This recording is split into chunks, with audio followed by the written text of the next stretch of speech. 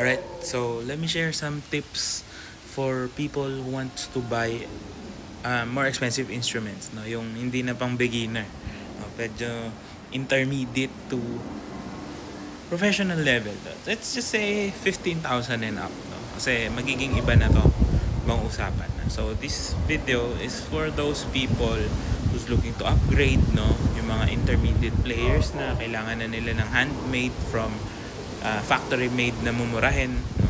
Pero kung beginner kayo na may budget, pwede rin naman. Pero as I've said, spend more on your lessons rather than just getting an expensive instrument para hindi agad masayang yung investment niya. Okay, so there's a lot of options right now available sa market natin. But I don't think you can buy a nice one, a nice handcrafted instrument sa mga big box stores ngayon. Yung mga mall stores.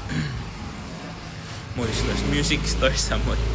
Mahirap na bumili ng ganun kasi usually mas mataas yung magiging prices nila. You can get it somewhere else, no? Pero of course may mga trusted naman na sellers din, no? So of course if you're looking to upgrade or gusto nyo bumili, best bet is to go to the store or to go to the person directly para matesting nyo yung violin, no? If you're buying brand new, if you're buying second hand, iba pa rin na matesting nyo siya, no? Kahit sabihin natin, may model number or copy daw ng ganitong instrument, hindi mo pa rin masasabi 1:1 yung tunog talaga sa totoo lang, no? Hindi porket let's say parehas katsaw yung violin nyo, parehas yung magiging tunog niya. So kahit sa bow, 'di ba? Yung mga 20,000 plus na bow, meron akong I forgot kung kanino yun. Parehas kami Eastman yung bow, pero magkaiba yung response nung bow. Magkaiba rin ng konti yung weight, no? Yung distribution ng weight. Depende kasi ang kahoy parang tao din yan, 'di ba? Bawat isa no two are exactly alike. So isipin mo yung kahoy na yun, magkakaiba sila ng pinanggalingan. So make sure na matesting mo talaga para alam mo kung ano yung best fit for you, okay?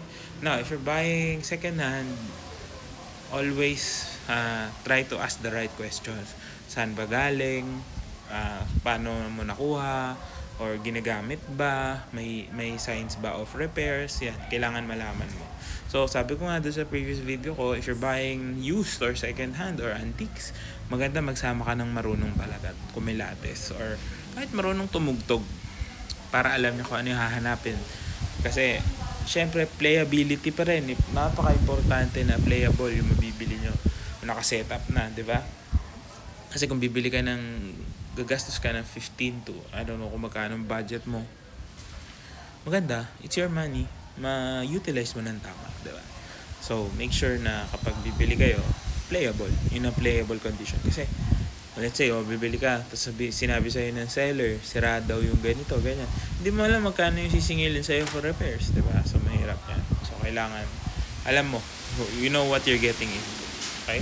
So again, best is to find a store or a person na pwede mo matesting, kasi may din yan certain calling. Parang yung instrument na to tinatawag ako, parang ganun yung feeling, diba? So yung pag-choose pa lang, malalaman mo na if that instrument is for you. Okay, ngayon sa pagdating naman sa mga online, wala namang masama buying online, but huwag kayong ma-astonish or ma-amaze or madala sa mga words na ginagamit ng mga sellers. Like for example, yung mga Italian words, German words, kung ano-ano mga salita na parang ma-i-impress ka, 'di ba? But in reality, it is what it is. Kung ano yung instrument na yun, 'di ba? So be careful buying pag sinabing Stradivarius or Guarneri, no? Wala doon sa pangalan kasi to be honest, 'di ba? Paano ba gumawa ng copy? Pag sinabing copy, usually literal na kinokopya lang nila, no? Pinipicturean nila, tapos nire-resize yung picture na malaki para makopya yung dimensions. So it's that simple lang pag sinabi, para lang matawag na copy. It doesn't make something expensive or cheap, okay? So ano lang yun, pattern. Kumbaga parang sa damit, long sleeve ba, short sleeve, ang hirap Pero it's just a pattern. So, hindi talaga yun yung magiging basis nyo. No? Yes, yung playability niya, yun, dun magte-test yun. Okay ba sa'yo yung Strad, okay ba sa'yo yung Guarneri, sa playability, dyan magkakatalo. So, kung alin dun yung mas gusto nyo, testingin nyo, yun ang testing. Kasi sound quality pa rin yung magde-dictate ng price ng instrument, diba? Not just the aesthetics, not just the history. Kasi, madali namang, yan, kwento lang yan, kumbaga. At the end of the day, hindi yan ang tutunog, hindi yan ang magpapatunog. So, make sure lang na you know what you're getting into. So, kung bibili kayo ng antiques, no, make sure, alam nyo kung saan ang galing, sino huling gumamit, no? May, may history ba of repairs, kasi sobrang mahal magpa-repair ng antiques. Iba yung, iba yung sakit ng ulo ng mga antique instruments din, tsaka yung care na kailangan nila. So, marami namang options available. No? Mahirap lang din mag-recommend ng sobrang dami. But I do have a few. I would link them sa baba. Siguro. Or tag ko sila. Doon sa mga pwede nyong pagkuhanan. Just make sure na, yun, matesting nyo talaga para alam nyo. No? Kasi, mahirap lang din na titiwala lang tayo. Okay, nakita mo yung violin, ganito yung price niya, okay ka na. Tapos pagdating sa'yo, di mo pala gusto yung tunog or merong something off for you.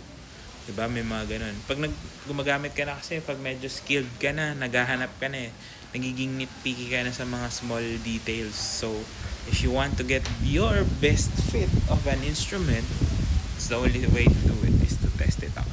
Pati bow, no?